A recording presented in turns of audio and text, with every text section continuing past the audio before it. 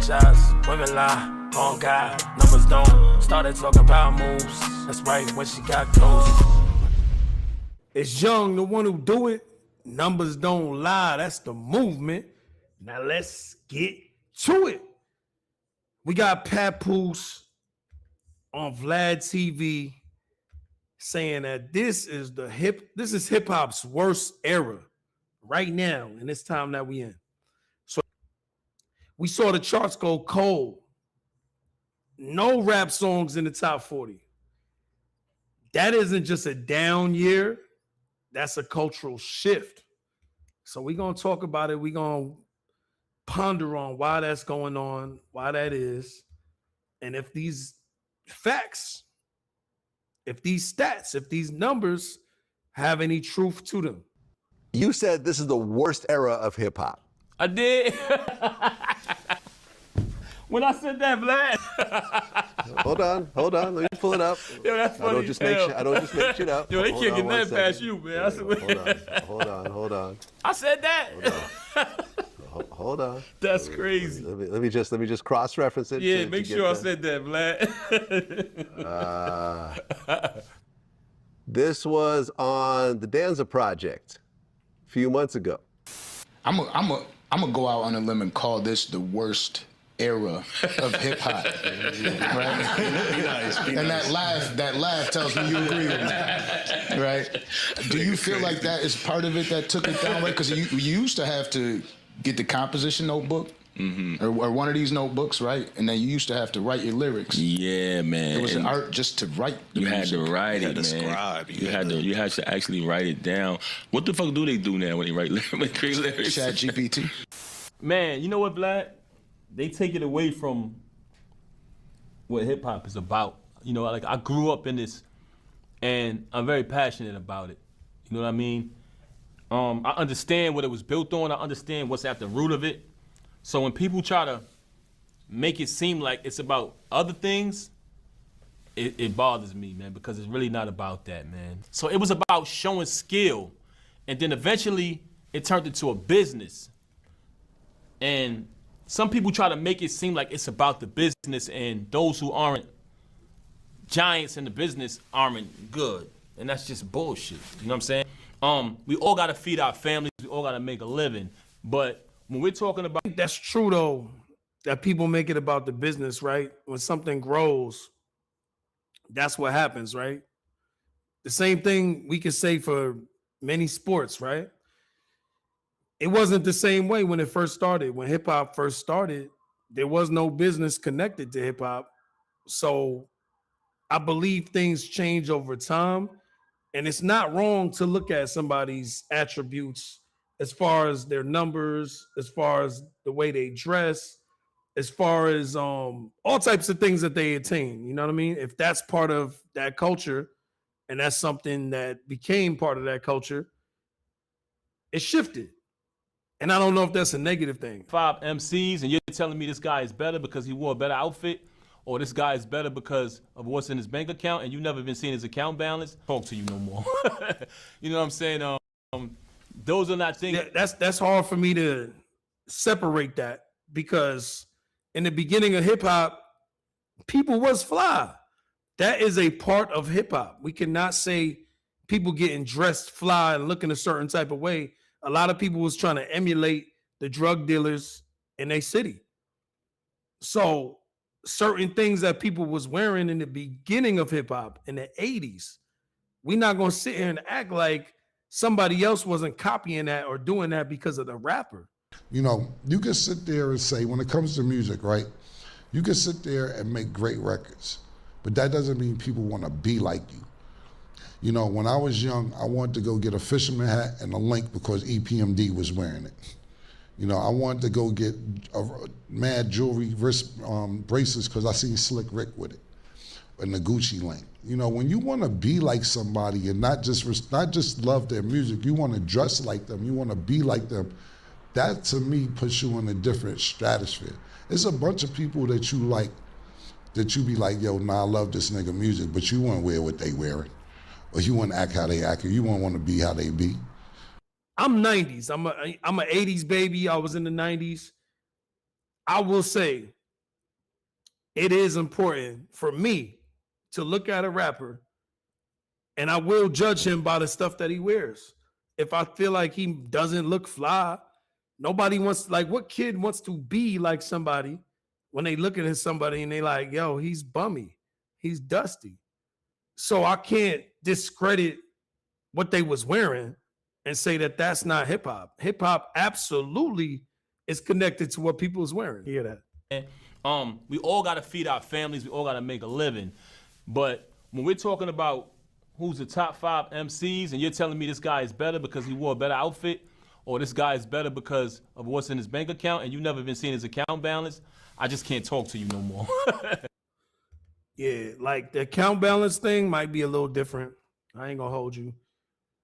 And I kind of hate that conversation when people start talking about who made more money and you don't really know. You're looking at Forbes lists, you're looking at stuff that people put out there. You don't really know who made more money, but it's a common conversation. It's been in the barbershops since the beginning of time. So these are things that was always connected to hip hop, to me. I don't know about Papoose, what he's pulling from, but people was always talking about who made more money, who got the better clothes, who's flyer. You know what I'm saying? And then it goes to the lyrics and all of that stuff too. But it's so many things when you're talking about a top 5. You can't take none of these things away. These attributes are all part of the top 5. Like, yo, dude was fly. He got the charts. You know what I mean? He got the hits. He's lyrical. He got stuff for the women. Whatever. There could be so many different arguments. So I don't know if he's making this argument for himself. It sounds like he's making this argument for himself. It sounds like it has nothing to do with hip hop. It's like his history. You know what I'm saying? Those are not things that we should be judging artists upon. And I think that hurts culture, that hurts the craft of it. 100% disagree. It might hurt people remembering Papoose. Becomes low-hanging fruit and people feel like they can just do anything. So those are just some of the things that I dislike about the culture that people do. You know what I mean? And not because of what they gain from it, but because of what they take away from the true MCs who really do this art form for real. I feel like lyricists are the most hated in hip hop, and no one sees it because I don't believe that that's true either. I think that's not a true statement. Certain type of lyricists, yeah, but people love Nas, people love Kendrick, people actually love J. Cole, people love Jay-Z. I mean, the list is very, very heavy of lyricists and lyricism that I think people love. They don't love every lyricist though. People are blinded by shiny objects. You know what I mean? And part of the reason why a lot of these guys in the industry always hated me is because they didn't have a leg to stand on. If you want to talk about shiny objects, I got that. If you want to talk about hip hop, I'm authentic, I got that. If you want to take it to the street, I'm from there. We could play that game too. If you want to talk about having substance and talking about something, I'm capable of that as well. So, but what about a hit? What if we want to talk about a hit? What if we want to talk about something of substance when it comes to a song, something that we can enjoy, that we can play and have a good time to? What about that, Papoose? You got that? And enlightening people, you know what I mean? Let me add that. So that's why they always hated me, because they didn't know how to come at me. So what they just did was they always tried to block my career. They always hated on me. And I feel like guys like 50, when he comes out and he has so many negative things to say about me as an artist, right? But in the process of him saying it, he's quoting my biggest hit. By the way, I ghost wrote plenty of hits. I'm Dumbo. What was all the negative things he said about Papoose? I believe the only thing I saw, and y'all correct me if I'm wrong, is that Papoose had 0 hits. And I think that's true. I'm pretty sure that that's true. I mean, I actually mess with Papoose. I grew up listening to his stuff, but we all was waiting for the hit. We all was waiting for that magic, and it never happened. It never happened. Not at all. It wasn't even close. People don't even know you're associated with that song. It doesn't mean, that you're on the song with them. Who did you ghostwrite for? Well, that's why they call it ghostwriting. I can't tell you. Oh, so you can't say. Okay, I got it. All right, I got it. Well, just so you know, Pat, Remy Ma said you ain't ghostwrite nothing. She said you ain't do none of that, man. And I'm gonna keep it a buck. Remy, she might have the better flow, the better bars, all of that when it comes to her versus Papoose. And you know she just dissed Papoose. I actually think you might have to respond to that before you even start talking about 50. Get at Remy Ma, man. That's your wife. That's still your right. That's still your wife, right? You can't have your wife out here disrespecting you, bro. With a logo with the nerve and niggas claiming that they wrote those hits when their whole career. See, she said you ain't write the hits, Pat. We got a discrepancy right here, man. She's saying you ain't write the hits. You saying you ghost wrote for mad people. Now you talking about you don't want to say who those people is because you ghost wrote. Something's not adding up, man. Something's not adding up. You should be able to speak about it by now, especially if you did it years ago. They ain't never ghost wrote shit, not for me or any. They ain't never ghost wrote.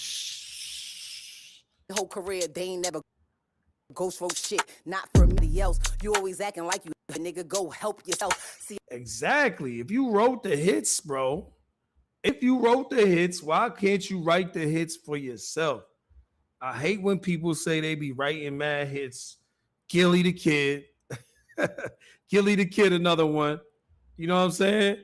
If you wrote the hits for Wayne, why you ain't do it for yourself, brother? Why you ain't do it for yourself? Why couldn't you do it for yourself? You don't want to do it for yourself?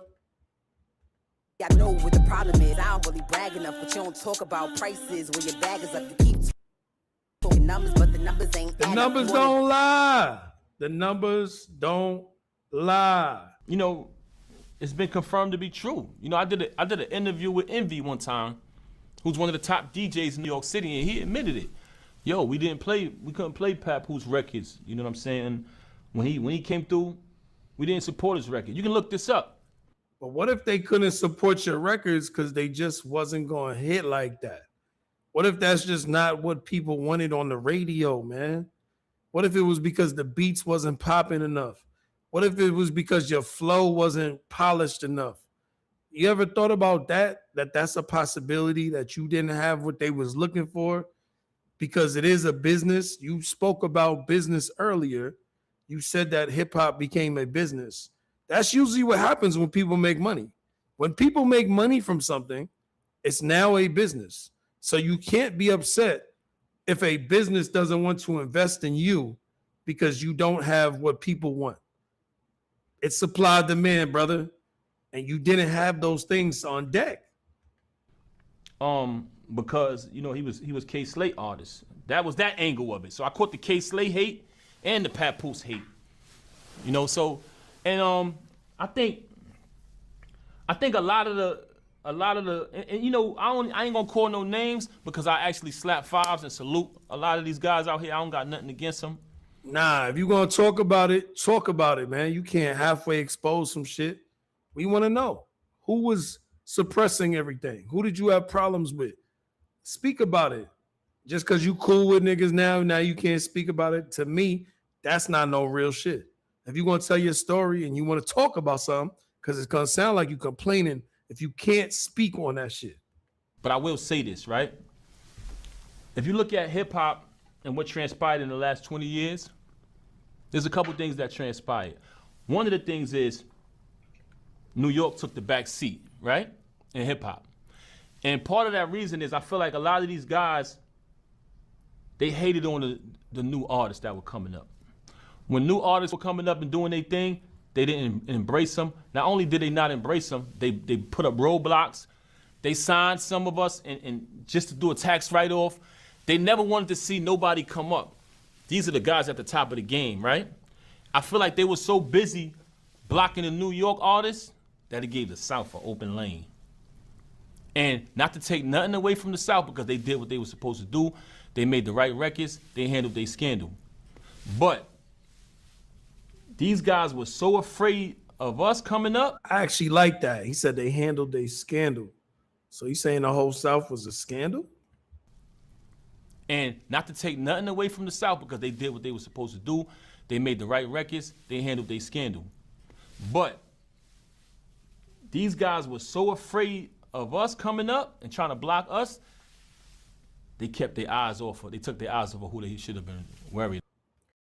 I don't 100% believe that. I think what happened was the South really made bouncy music, club-driven music that people wanted to party to, they wanted to turn up to. And that's how we got where we are right now. I think people got a little bit bored with lyricism. I think lyricism actually died because it wasn't like they was connecting the lyricism with the bouncy beats, with the flow. You know what I mean? Things change. People like different things as time changes. People started liking Southern beats. It was new. It was a new thing. It was a new concept. Now, did the DJs in New York not play New York shit at the same time? Absolutely. Absolutely. But they was getting paid to do that. A lot of them was getting paid to do what they did. They wanted to get the money. And the people from the South, let's be real. Let's be real about it. People from the South was coming up there with that bread. They was coming to the radio. They paying people, man. They got the bread because they was getting that money in the South. So I think commercialism, capitalism is something that changed the game. Not so much lyricism. I think if we had a whole bunch of people that had a whole bunch of money that had lyrics, they could outshine some of the people that was coming up and spending money to make things happen. Make sure y'all like, subscribe, share the page and all of that. To y'all that are new to the page, my name is Youngniss. I'm an artist. I'm a songwriter. I'm a content creator. I'm also a real person just like you. I go through real issues. So I just wanted to give y'all some positivity and let y'all see my real personality for a second. If nobody's told you before, I need you to know life is about belief, and belief starts with the creator. It starts with God. So in order to see something in reality, to see something happen fast in your life, it depends on how much you believe in it and how strong that belief is. Now, I need y'all to say this, man. Repeat this with me and feel it in your heart. I'm surrounded by endless opportunities with overflowing resources and divine favor. And with the God-given wisdom, discernment, and discipline, I don't just maintain them, I multiply them. Continue to say that. Continue to believe it in your heart, in your mind, in your spirit. And watch your life transform. Men lie. Women lie. Numbers don't lie. Make sure y'all go get y'all NDL hoodie, man. Get all y'all NDL apparel. I'm gonna drop the link. Y'all see the joint right here. We got the good maroon joint. You see the established 2014 for y'all that know. Numbers don't lie.